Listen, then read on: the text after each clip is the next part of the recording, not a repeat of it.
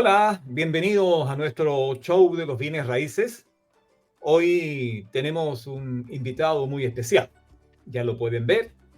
Sergio Bunstar, presidente de ACOP. ¿Cómo está, don Sergio? Bienvenido a nuestro show de los bienes raíces. Hola, buenas tardes, Luis Daniel. Mucho gusto de estar por primera vez en tu radio acá.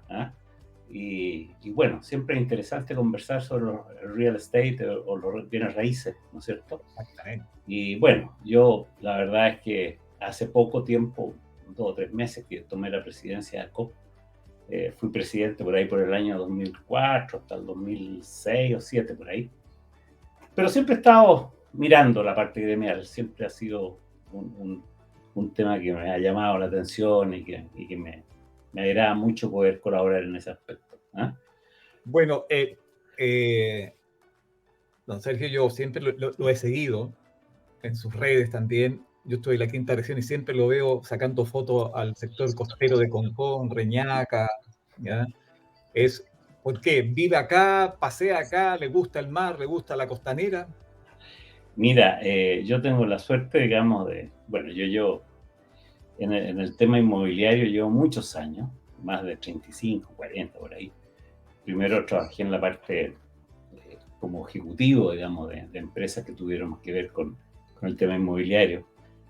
Y siempre la segunda vivienda o el sector costero, que además es un hobby mío, que siempre navegué mucho, o traté de navegar siempre mucho, en la costa de la quinta región, en otras partes por ahí. Pero como te decía, tengo muy buenos recuerdos de la quinta región. Tengo la suerte de tener un departamento en Concón, ahí a la orilla de la playa, de un proyecto que me tocó trabajar con ellos también y me quedé con un departamento. Y me gusta mucho caminar hacia Higuerillas todos los días, camino una horita. Yo estudié en el colegio en Viña, en el École Francesa, y estaba viviendo en muchas provincias.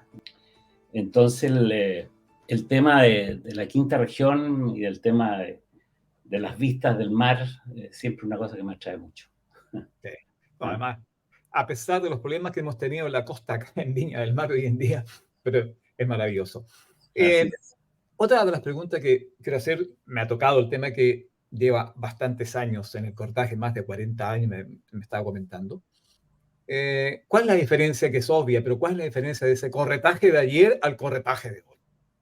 Uy, mira, yo creo que obviamente que todo este tema de la tecnología eh, ha impactado, digamos, en forma, yo creo, positiva, ¿no es cierto?, en el corretaje.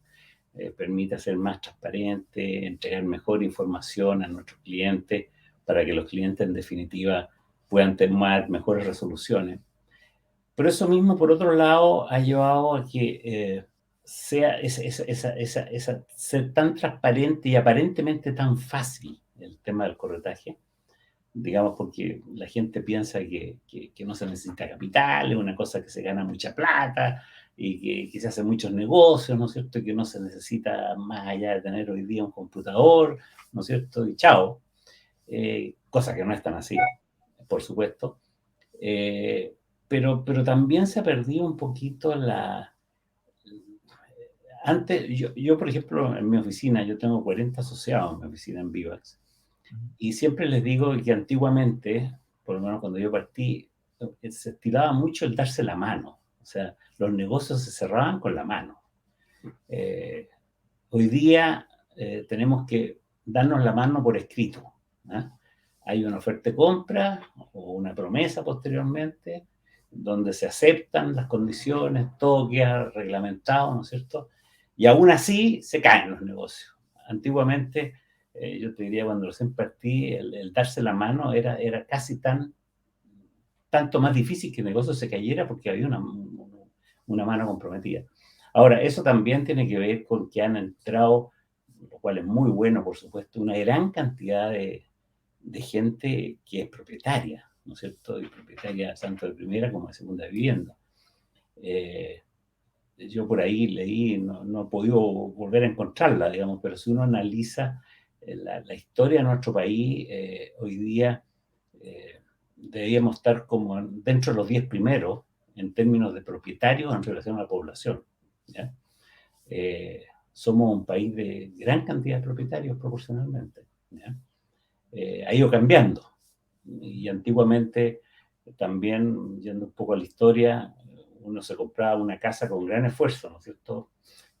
Con ahorros, con créditos de las cajas de previsión, o con las asociaciones de ahorro y préstamo, ¿no es cierto?, que fueron las predecesoras a lo que puede ser hoy día el mercado hipotecario. Y era la casa de toda la vida. Uno pasaba pagando igual 20 años o 25 años. Y obviamente que era toda una vida que significaba de sacrificios, de, de poder, digamos, sacrificar vacaciones, estudio de los hijos, etcétera, etcétera. Pero era la casa de toda la vida. Y por ahí también tenía yo unas estadísticas de que hablaban de que la opción de Chile, digamos, en relación a otros mercados, era que el chileno medio entraba 1,5, 1,7 veces al mercado hipotecario o al mercado habitacional en la compra de una propiedad en su vida. Lo cual hacía que el comprador fuera un comprador que nunca adquiría expertise.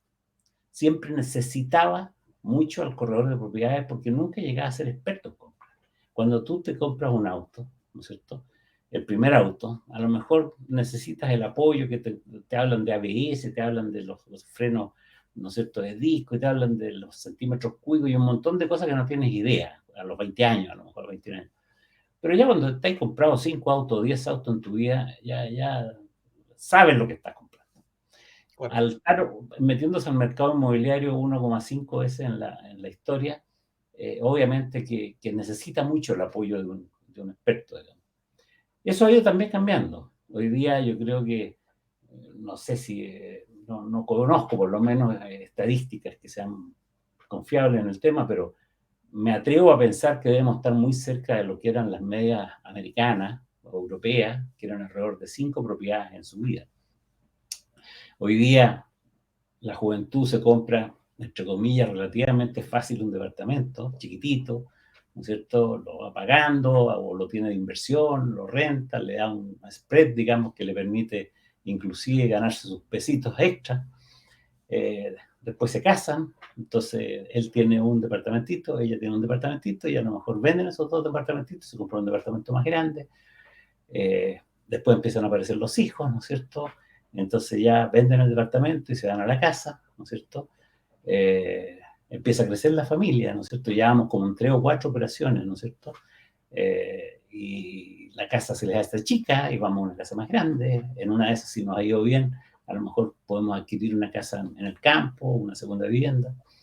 Y después pasamos ya en la etapa que por lo menos que estoy yo, en la cual estoy solo con mi señora, ¿ya? Y con 4 hijos y 14 nietos, pero viviendo en una casa que tengo 5 dormitorios, que no me decido a venderla por los recuerdos, más que nada. Y después de aquí te pasan al senior suite o a qué sé yo, a estas plataformas, digamos, hoy día de tercera edad, entonces fácilmente llegas a las 5 o 6 viviendas en tu vida, ¿no? Y esa ha sido un poco la historia que yo veo en el mercado inmobiliario. A ver, tocaste ahí que uno debería recurrir a un experto. Entonces, el experto es el corredor de propiedades capacitado, experto, ¿cierto? Para poder asesorar a un cliente, en este caso comprador o vendedor. Me voy al tema de los vendedores. Hoy en día tenemos una gran cantidad de personas que hacen cordajes, capacitadas y no capacitadas, profesionales y no profesionales, amateur, ¿cierto? O aquel que se levanta en la mañana y se encontró sin trabajo y lo hace. Y yo siempre me hago la pregunta que no sé si echar la culpa, ser culpable, de aquel corredor que ofrece sus servicios sin capacitación alguna, es porque necesita hacer un par de lucas, o el cliente, incluso sin cobrar comisiones, o el cliente vendedor que necesita vender la propiedad y se da cuenta que no va a pagar comisiones y toma ese corredor. ¿Dónde está el culpable? O sea, yo creo que hay varias culpas y que parten yo diría, no quiero echar la culpa al Estado, pero hay partamos, digamos, de que Chile es uno de los pocos países de los que yo conozco, por lo menos, que no tienen ninguna reglamentación, ¿no es cierto?, en términos de quién puede ejercer el corretaje, ¿ya? Claro. Esa es una culpa, digamos, que hemos tratado de solucionarla, digamos. Yo me acuerdo que en mi época que fui presidente, como te decía, el año por ahí, por el 2006 hasta el 2007 o 2008, una cosa así, me tocó también pelear por el proyecto de ley que estaba en el Congreso, y ya venían varios presidentes anteriores que habían pasado por la misma, y me imagino que muchos de los que nos sucedieron también pasaron por la misma, pero ahí está el proyecto. O sea, no sé, creo que hay que ser mayor de edad, no tener plenas afectivas, ¿no es cierto?, tener una patente, digamos, ¿no es cierto?, que muchos ni siquiera la tienen, o una iniciación de actividades. Y eso eso ya es un problema que, como te digo, es una culpa, entre comillas, del Estado, que no ha logrado mantener esa reglamentación básica, como por ejemplo, llevándote al otro extremo, en Estados Unidos, para que un corredor llegue a hacer lo que hace un señor que se metió anoche, como dices tú, al corretaje en Chile. O sea que puede hacer contratos, puede visitar propiedades, puede sacar órdenes de venta, puede hacer promesas, puede entregar la propiedad, puede ir a la notaría, etcétera, etcétera, etcétera, ¿no es cierto? Y sin mayor conocimiento. Ahora deja muchos problemas latentes en cada una de estas acciones, por supuesto. Para llegar a hacer eso, un tipo en Estados Unidos tiene que estudiar y dar cursos alrededor de 5 años, ¿ya? Yo tengo amigos, corredores, que estuvieron en oficina acá en Chile y se fueron hace muchos años a Estados Unidos ejerciendo la carrera de corretaje, específicamente una amiga, me acuerdo, y me dijo: Sergio, yo llegué a servir café a la oficina donde trabajaba en corretaje de propiedades. Claro. Y empecé a seguir cursos, ¿no es cierto? Y a los 2 años recién podía mostrar casa, ¿ya? Y hay otro tema, el otro tema está, yo te diría, en una crítica que nos hacen con cierta razón siempre: ¿por qué el comprador tiene que pagar comisión? ¿Ya? Exacto. Que es una cosa que era habitual en nuestro país, inclusive en el mercado automotriz. Yo me acuerdo cuando compré los primeros Citroën, digamos, de aquellos años, por ahí, los años 60 y tanto, uno, si se quería comprar un auto, tenía que pagar una comisión al comprador, al compraventero, y también el vendedor. El vendedor. Y eso en algún minuto cambió cuando empezaron las importaciones de autos, ¿no es cierto? Y ahora tú, este es el precio del auto y usted me paga ese precio y se lleva el auto, ¿ya? A lo mejor le cobra una comisión al vendedor, etcétera, etcétera. Pero en Estados Unidos la comisión, en su gran mayoría de las veces, salvo que tú te declares que estás comprando por cuenta del comprador, la paga el vendedor, ¿ya? Porque el vendedor es la persona que elige al corredor, o que debiera elegir al corredor. El vendedor es la persona que, en definitiva, así como elige a su abogado, elige al médico, elige al dentista, elige al contador, porque son relaciones, son personas de su confianza, etcétera, etcétera. Él puede tratar, de hecho, Ejemplo de Estados Unidos, trabaja con comisiones mucho más altas que las nuestras. Exacto. Trabaja con entre un 5 y un 8%, ¿no es cierto? Exacto. Exacto. Entonces, bueno, en definitiva, la comisión va incluida de alguna manera en el precio, pero la paga el vendedor. Entonces, también es un tema que este pecado, digamos, tiene el culpable. De hecho, somos muy pocos los países que tenemos esta dualidad, que es un poco especial, porque al corredor lo pone en una situación que no es simple. En esta línea gris que digo yo, ¿no es cierto? Es como una bisagra que tiene que dejar contento al vendedor y tiene que dejar contento al comprador y tiene que darle servicio a ambos. ¿A quién represento finalmente? Así es. Entonces, es un tema que no es simple. Y cambiar esa idiosincrasia, cambiar esa forma, tampoco es simple. En fin. Sergio, ahí hay una consulta, hay un preproyecto de ley, ¿cierto? Que también ha traído mucho ruido, que tiene que ver con el tema de los arriendos, ¿cierto? En donde hay varios cambios que quieren realizar en el tema de los arriendos, y al final hablan de que la comisión de quien toma el servicio la debe pagar, ¿cierto? En este caso, el arrendador y no el arrendatario. Uh-huh. En ese tema, ¿tú estarías de acuerdo entonces con ese apéndice del proyecto de ley?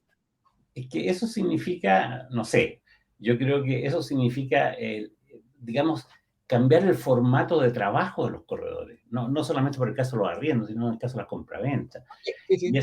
es, digamos, porque si no la cosa, la, la- le pones como diferentes camisetas al corredor. Oye, en el caso de compraventa, tú tenías esta camiseta. Es una camiseta gris, por así decirlo. Y tú tienes que tener mucho cuidado y tratar de una manera al vendedor, al comprador, porque los dos te están pagando, tú estás en el fondo siendo parte o siendo un profesional, ¿no es cierto?, que tiene dos patrones, llamémoslo así, ¿ya? Pero no, en el arriendo tú tenés que ponerte la camiseta roja o no sé cuál, ¿no es cierto?, porque eres representante del arrendador y no del arrendatario. Y tal vez en el arrendatario es donde más queda, te diría yo, en el aire la operación, porque muchas veces en la compraventa participan abogados por ambas partes, ¿no es cierto? Exacto. En el arrendatario, o en los contratos de arrendamiento en general, como son muy ágiles, muy rápidos, salvo que sean contratos muy sofisticados, de muy largo plazo, etcétera, etcétera, prácticamente no participan abogados. Entonces, el arrendatario, digamos, queda en manos, entre comillas, de la decisión o de los conceptos que le emita el corredor. Ujú. Entonces, el corredor no le paga, puede haber una tendencia perversa, ¿no es cierto?, un incentivo perverso de parte del corredor, que no digo que lo vayan a hacer, pero está ese incentivo perverso, ¿no es cierto?, a que se preocupe del arrendador y no del arrendatario. Ujú. Pero yo creo que vamos camino para allá. ¿Ah? Yo creo que vamos camino para ese lado. Habrá que ponerse de acuerdo, sí. ¿Ah? Porque ya se hizo una costumbre esto de cada parte paga su comisión tanto en la venta o en el arriendo, pero voy al otro tema. Tocaste las culpas. Entonces pregunto yo, ¿por qué este proyecto de ley que pretende normalizar el corretaje de propiedad en Chile, creo que está de los años 90 durmiendo en el Congreso? Ya han Sí, pasado fácilmente. varios presidentes de gremios, varios presidentes de la República, y la cosa está ahí, sigue ahí, de repente flota y cae, flota y cae. Y para ¿Dónde está? serte franco, para serte franco, ha sido negativa transversal, ¿eh? En gobiernos de derecha, llamémoslo así, en gobiernos de izquierda, ¿eh? En ninguno ha prosperado, digámoslo así. ¿Y por qué? ¿Por qué no prospera? Mira, yo creo que, primero, yo creo que hay una visión del corredor errónea de parte de la autoridad y en general del ambiente, ¿eh? Existe ese concepto de que el corredor es un gallo que se gana la plata muy fácil, que gana mucha plata. Eh, la persona cuando, es una crítica que nos hacen a todos, digamos, o sea, de repente, ¿no es cierto?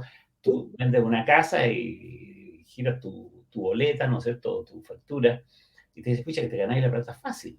Ahora, él no sabe, ¿no es cierto?, que él es el 49 o 50 persona a la cual yo le he mostrado la casa. Yo, por supuesto, no le he dicho que esa casa llevo 2 años mostrándola. No le he dicho que esa casa llevo, no sé, N cantidad de inversión en publicidad, en visitas, en reuniones, en conversas con los abogados, en poner de acuerdo, ¿no es cierto?, a la familia, porque hay que tener muy presente que los corredores trabajamos en segunda transferencia, y la segunda transferencia es muy diferente a la primera transferencia. En la primera transferencia, yo te diría que es como comprarse un auto nuevo. O sea, no hay muchos problemas. El edificio está ahí, los títulos son uno solo, para todos los departamentos, ¿no es cierto? Son estudiados por el banco porque les dieron un crédito hipotecario a la constructora o a la inmobiliaria, ¿no es cierto? Los precios son más o menos los mismos, variará si son suroriente, norponiente, etcétera, etcétera, ¿no es cierto? Con pequeñas diferencias, pero desde el punto de vista del vendedor no hay muchas complicaciones. En la segunda transferencia, como digo, eh, hay dos situaciones que son puntualmente muy diferentes, que es la manera de enfrentar el problema, el vendedor, donde siempre hay un problema, siempre, en un 90% de los casos. o una separación, una viudez, una quiebra, una necesidad de vender porque ya no la necesito, pero ahí están todos mis recuerdos, ¿no es cierto?, etcétera. La gente que vende por upgrade, como digo yo, es relativamente poca, ¿ya? Entonces siempre está esa situación. Dios no quiera que te topes con una ¿cómo se llama? Una herencia, ¿no es cierto?, donde tienes 10, 15 herederos, ¿no es cierto?, que cada uno tiene su manera de ver las cosas. Son N cantidad de horas de reuniones, de negociaciones, de explicaciones para poder llegar, ¿no es cierto?, a la firma de una escritura.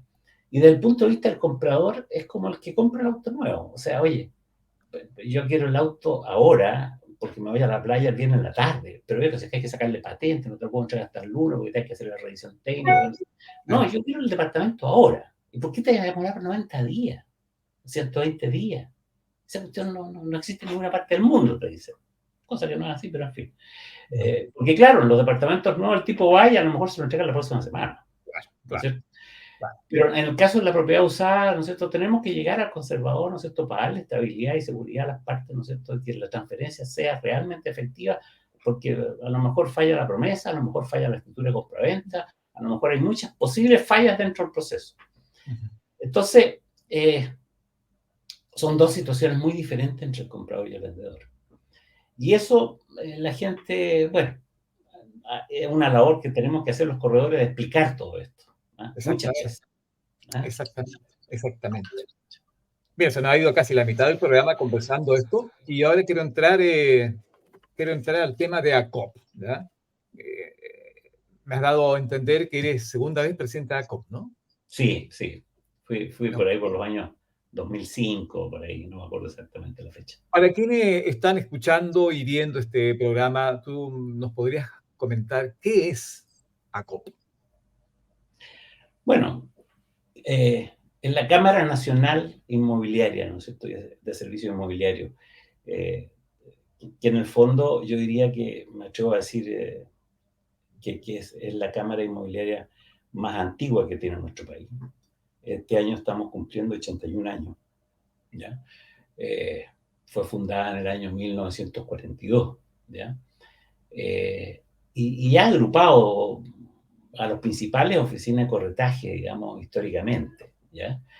Ahora, poco a poco, digamos, ¿no es cierto?, han ido apareciendo o creándose otras asociaciones, ¿no es cierto?, como tal vez Coproch, que es la más antigua que nos sigue a nosotros en términos de antigüedad. Ya han aparecido otras instituciones que agrupan a corredores. Pero ACOPE yo creo que sigue siendo la institución desde luego más antigua, y donde han pasado las oficinas más relevantes, me atrevería a decir yo, y de más antigüedad, digámoslo así. Ahora, eso ha ido también cambiando. Hoy día, digamos, dentro del nuevo directorio, que es un directorio que me ha tocado presidir, que está integrado por 10 miembros, digamos. Se cambió el 100% el directorio porque a raíz de la pandemia y de todos los problemas que hubieron, el directorio antiguo, que teóricamente tenía que renovarse por mitades, como son siempre los directores de la COP, se fueron quedando porque así le exigía la ley y la situación, digamos, ¿no es cierto?, en ese minuto, no se podían hacer elecciones bien, etcétera, etcétera. Y les tocó vivir un momento duro, en la cual muchas oficinas, nosotros nos debemos, digamos, ¿no es cierto?, como asociación gremial, a nuestros socios. O sea, si no tenemos socios y si no tenemos una plataforma importante de socios, no tiene razón de existir ninguna organización gremial en general, ¿no es cierto? Nosotros vivimos para nuestros asociados y para darle servicio a nuestros asociados. Y además de que, también lo quiero dejar en claro, en el directorio de ACOP nadie percibe ninguna renta de nada, o sea, es todo ad honorem, ¿ya? Y eso ha sido históricamente así, amor a la camiseta, ¿ya? Entonces, nos ha tocado, como te digo, ir implementando un montón llevamos 2 meses, 3 meses, de acciones, digamos, de tipo financiero. De ACOP sufrió mucho con el tema de la pandemia, al igual que muchas organizaciones gremiales. Pero estamos ahí saliendo arriba, digamos, felizmente nos pilló con un patrimonio, entre comillas, de una oficina que tiene Copa ahí en Providencia con Pedro Valdivia, que son 550 metros cuadrados, que ya hoy día no los usa, porque toda la capacitación que principalmente se hacía ahí, y donde estaban las oficinas de la gerencia y todo eso está por medio de digitales hoy día.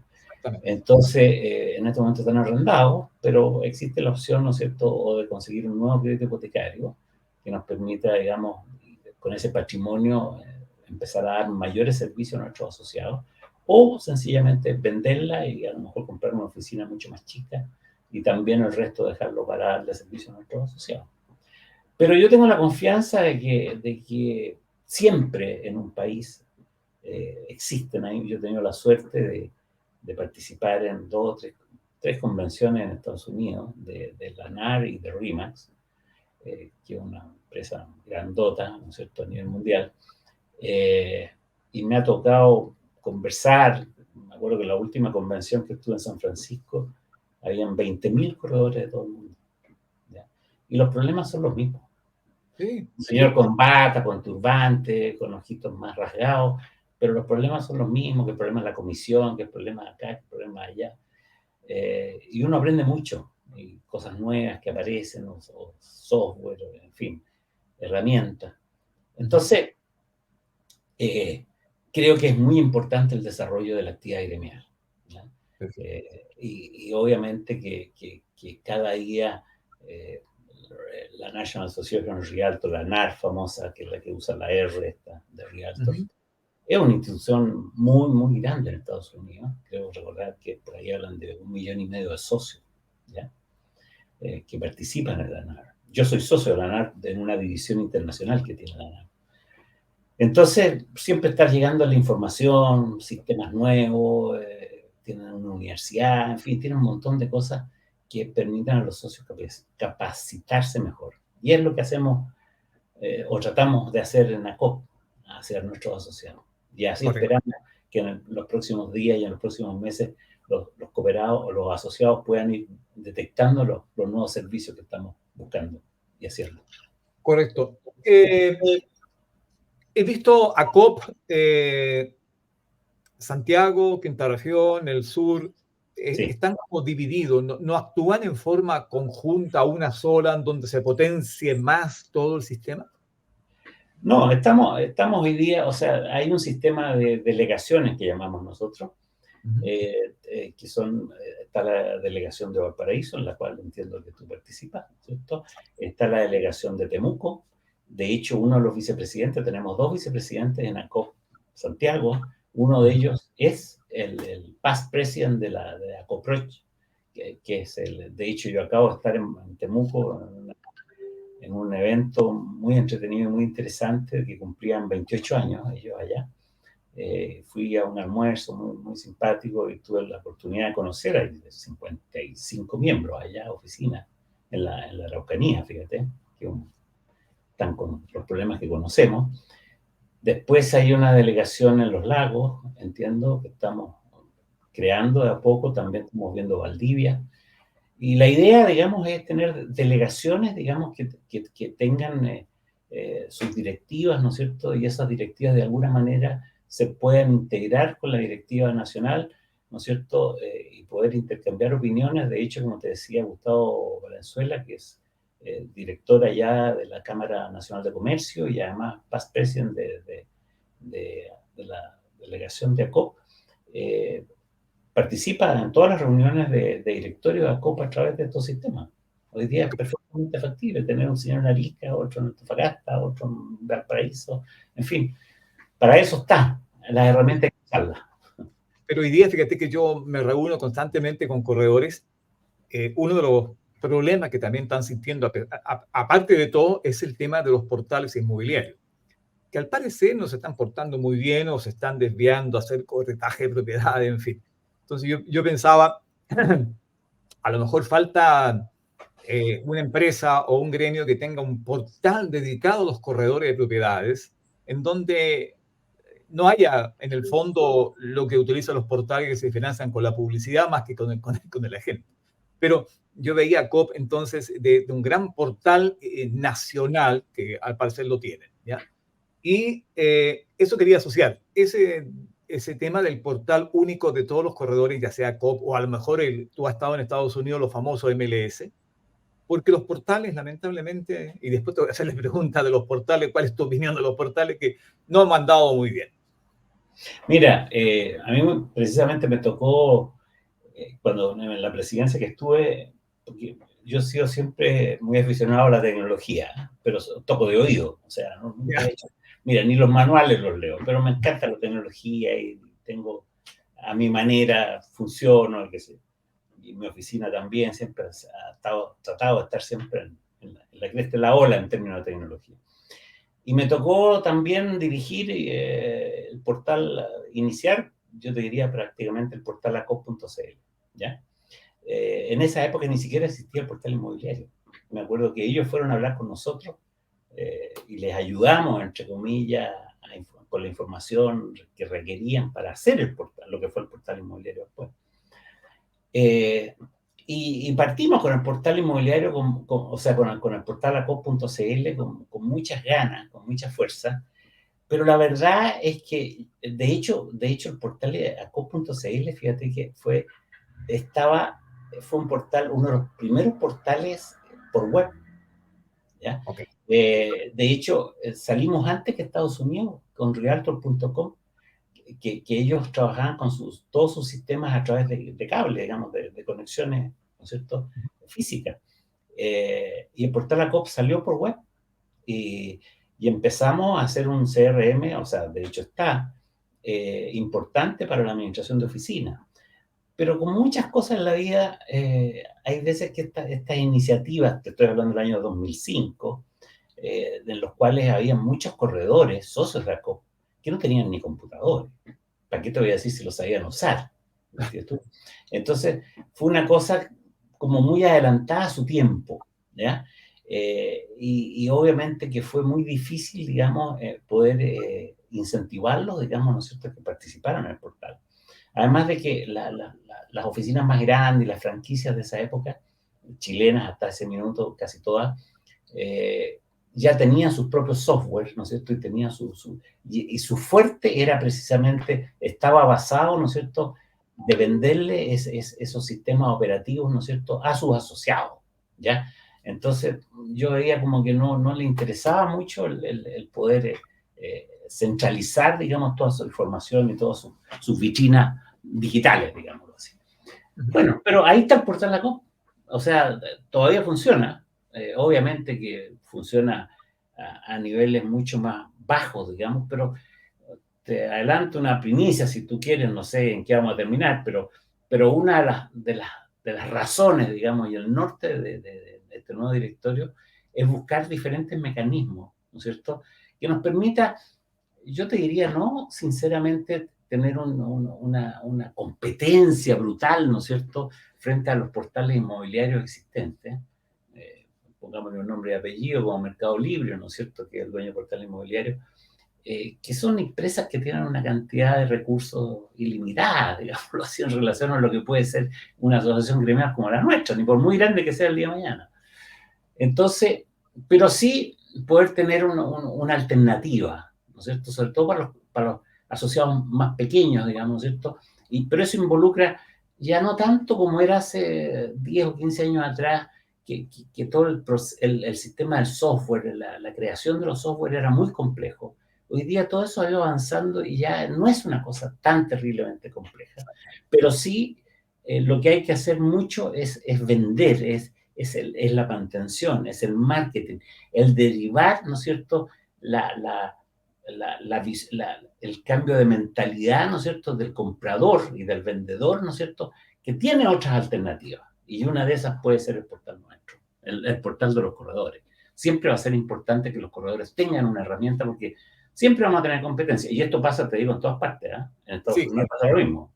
Sí, ¿Ah? sí, Tienen sí, sí, problemas con Silo y con otras instituciones exacto.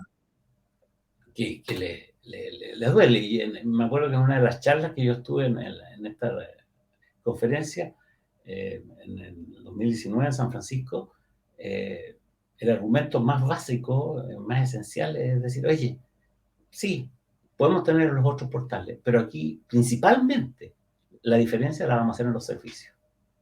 Ese va a ser el sello de calidad. O sea, el sello que un realtor pueda dar, ¿no es cierto?, frente a un no realtor. Exactamente. ¿Ya? Exactamente. Los servicios, de todas maneras tienes razón. Pero para dar esos servicios, el corredor se debe capacitar. Así es. Para dar esos servicios, el corredor tiene que ser el mejor. Y ahí voy al tema de la pregunta. ¿Por qué hoy día los corredores no están en los gremios? ¿Y por qué un corredor debiese estar en la COP, que tú lo has dicho, es el más antiguo, el más importante de Chile? ¿Por qué debe estar presente en un gremio?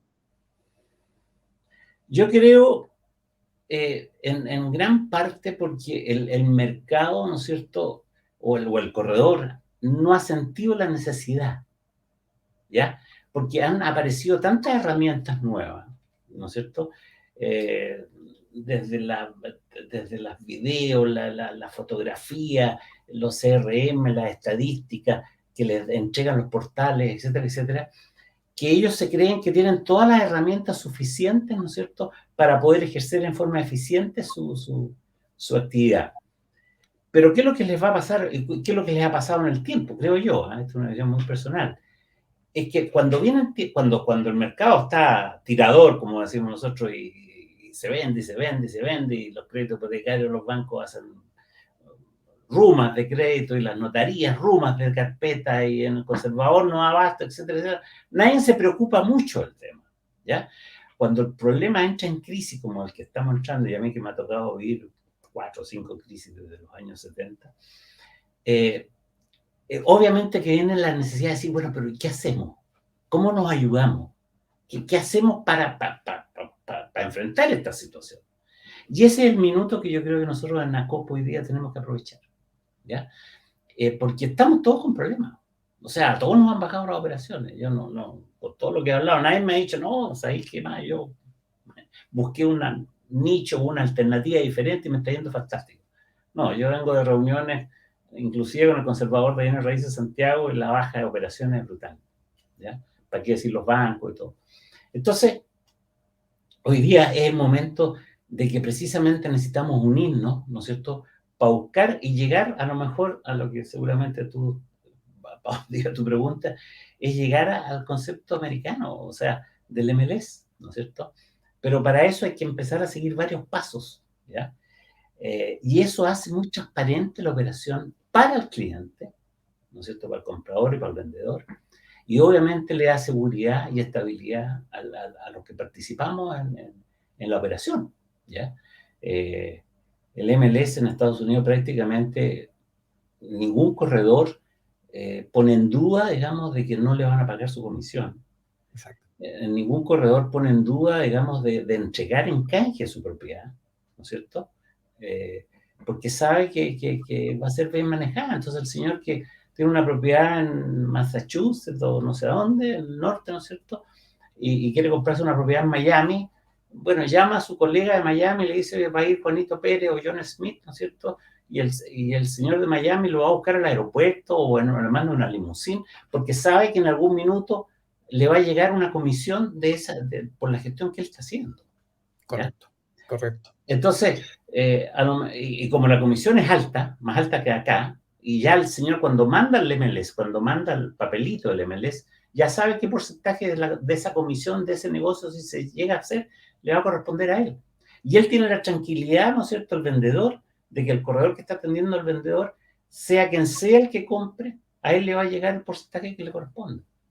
Entonces invierten, cosa que en este país no podemos hacer mucho. Pero eso es bueno ser también asociado a un gremio como ACOP, porque tuvo el ejemplo que has puesto de las lejanías, que yo también, si es un corredor ACOP y tengo una propiedad en el norte o en el sur, yo sé que ese corredor ACOP, ¿cierto?, está garantizado que me va a responder en todo evento ante cualquier situación. Entonces, eso es lo bueno también de los gremios. ¿Qué opinión tienes de las franquicias? Han ido creciendo acá en Chile, ¿ya? Hay varias y creo que van a llegar varias. ¿Qué opinión tienes tú de las franquicias que se dedican al tema nuestro? Mira, Yo creo que las franquicias, de alguna manera, aprovechan todas estas cosas que hemos conversado hoy día. El hecho de poder, ¿no es cierto?, agrupar muchos corredores, ¿no es cierto? Por lo tanto, la inversión en marketing, la inversión en publicidad, ¿no es cierto? Una persona con relativamente poca inversión en forma directa, digamos, ¿no es cierto?, le permite tener una exposición muy grande, ¿no es cierto?, a través de los portales de ellos, los CRM, todo. Debo confesarte que yo fui Rimax 5 años, ¿ya? Lo sabía. Tiene Rimax en Chile, así que los conozco relativamente bien el tema. No la renové por ningún problema, o sea, fue otro el camino que elegí, digamos, y de hecho, para serte súper franco, uso algunas cosas de Rimax, uso cosas de otras franquicias, en fin, hice como una especie de chilenización del tema Sí. norteamericano. Pero en definitiva, yo creo que la franquicia, mira, en los mercados más desarrollados son los grandes, ¿no? O sea, Estados Unidos prácticamente, no sé exactamente qué número harán, pero no creo que haya más de 12 o 15 franquicias. Y deben de manejar el 80 o 90% del mercado. Mercado, claro. Con diferentes nombres, inclusive hay varias franquicias que son de una misma empresa o de un grupo de bancos, ¿ya? Exacto. Entonces, ¿y por qué? Porque se va haciendo esta economía colaborativa, ¿no es cierto?, tan en boga hoy día, y que nosotros la hemos detectado, ¿no es cierto?, y la hemos conocido a través de otras actividades, pero no del corretaje aún, o sea, por eso que está entrando fuerte, o sea, una clínica Las Condes, o una clínica Los Andes, o una clínica, ¿cómo se llama?, no sé, no me acuerdo los nombres de las clínicas, felizmente, no soy muy cliente de ellos, pero Y bueno, antiguamente, oye, no existían las clínicas, existían los hospitales públicos, ¿no es cierto? Pero cada doctor tenía su local, digámoslo así, ¿no es cierto? Y obviamente ese doctor, ¿no es cierto?, si tenía buena clientela y leía bien, se podía comprar un ecógrafo, ¿no es cierto?, a 24 meses, a 48 meses, y ese doctor que tenía ecógrafo, ¿no es cierto?, superaba en mucho, ¿no es cierto?, a los otros, no porque fueran peores los otros, sino que porque este señor se había podido comprar el ecógrafo. Entonces, esta comunidad colaborativa, ¿no es cierto?, donde se compran los mejores equipos, ¿no es cierto?, etcétera, etcétera, entre todos, digámoslo así, entre comillas, van generando estas sinergias, ¿no es cierto? Y eso mismo pasa en los estudios de arquitectura hoy día, pasa en los estudios de abogados, pasa en casi todas las actividades, en los dentistas, etcétera, etcétera. Imagino que puedan tener su oficinita aparte, ¿no es cierto?, que atienden a ciertas horas, pero el grueso está hoy día o en hospitales públicos o participando en hospitales públicos y privados y en comunidades. Estamos ya casi al final, Sergio. Quiero agradecer tu buena voluntad de haber participado de esta conversación.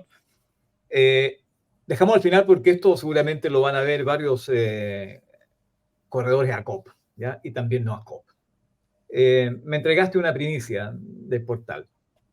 ¿Tenemos alguna otra que entregar para nuestros corredores a COP?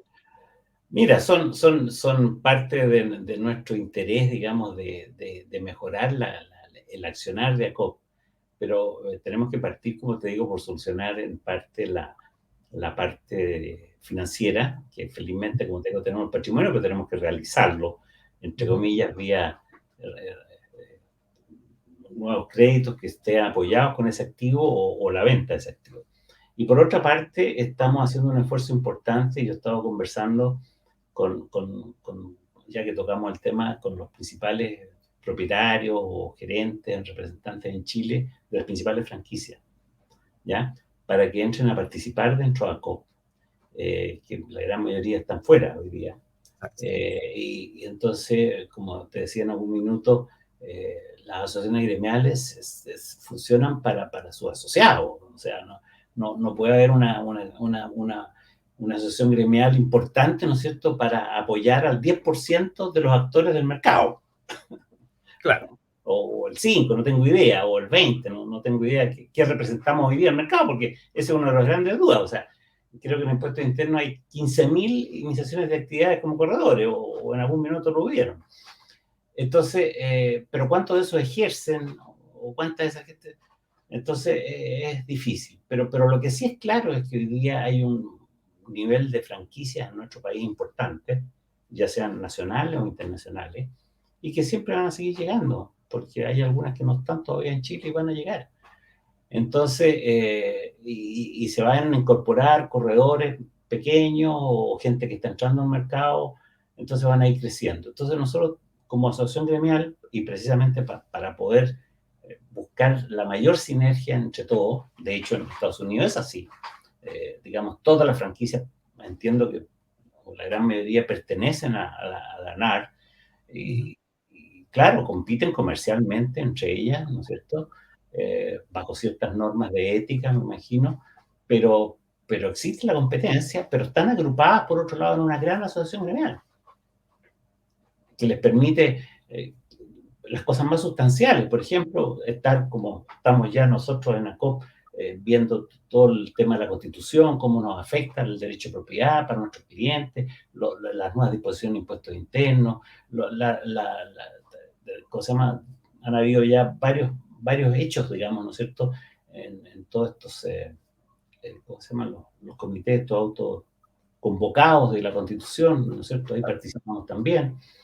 En fin, estamos presentes en el quehacer de la industria inmobiliaria. Para finalizar, tienes harta experiencia, años en el cortaje. ¿Qué le dirías tú, a manera de un ejemplo, a aquellas personas que se están incorporando, que les gusta el mundo inmobiliario, que les gustan los bienes raíces, que hoy día se están incorporando? He visto mucha gente joven en el cortaje de propiedades. ¿Cuál sería tus palabras para estas personas?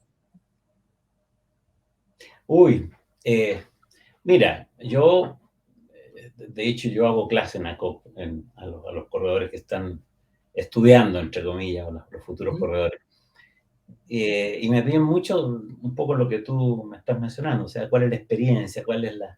eh, yo creo que como en todas las actividades de la vida,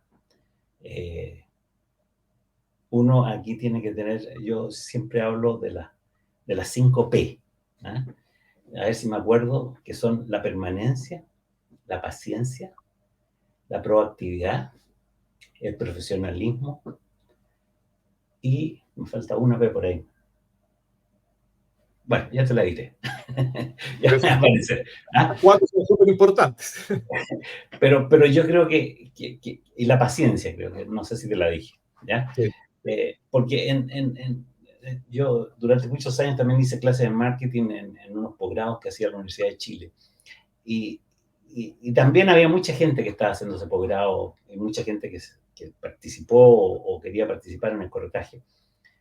Y yo creo que no hay una receta específica más allá de tener la fuerza, te diría yo, porque nadie te va a traer los negocios, ¿no es cierto?, estando sentado en tu escritorio.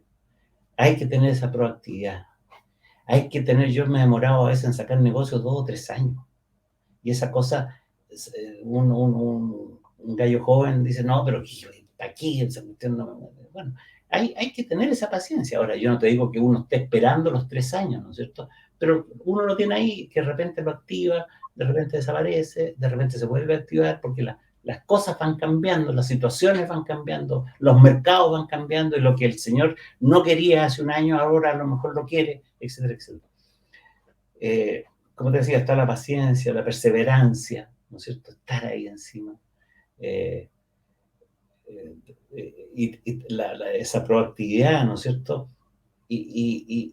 Para mí lo más importante de todo, y eso es lo que a mí, por lo menos yo lo siento, que es lo que me ha hecho mantenerme, digamos, hasta el minuto, es ¿cómo se llama?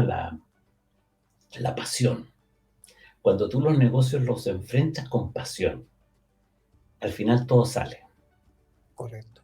Y si tú no tienes pasión por lo que estás haciendo, yo de hecho le he dicho a mis hijos, a lo mejor estoy muy cerca de allá, no me lo han dicho ellos, pero cuando vean que a mí este tema se me pasó la pasión, ya me retiro rápidamente. Felizmente tengo la suerte de tener uno de mis hijos que está gerenteando la oficina, pero yo ahora, entre comillas, lo ayudo, porque además como estoy en este tema, me queda poco tiempo, pero en definitiva yo creo que la pasión es una de las cosas más fundamentales, que era la quinta P que me faltaba.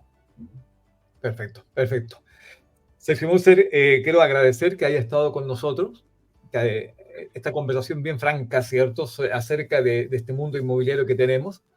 Hoy día yo creo que hay que estar muy capacitado y creo que eso nos vienen bastantes cambios en el tema, en el tema del cortaje. Una corredora me dijo, el Estado nos tiene en el ojo, seguramente porque van a haber muchos cambios. Esto ya de impuesto interno, está posible este cambio de proyecto, entonces debemos estar preparados. Y el que está preparado y el que tiene pasión, como tú dices, le va a ir bien, tengo entendido, ¿no? Así es, así es. Y hay que saber aguantar de repente, si uno tiene que tener las mochilas, digamos, para aguantar los tiempos de vaca flaca. Tú Como has pasado varias crisis. ah, oye, si crisis hemos pasado la asiática, no sé cuántas ya. Ok. Sergio, muchas gracias. Gracias a Luego ti. en otras conversaciones también para poder ir alimentando esto del mundo inmobiliario. Se agradece que hayas participado en esta oportunidad de nuestro show de los bienes raíces. Muchas gracias. Gracias a ti.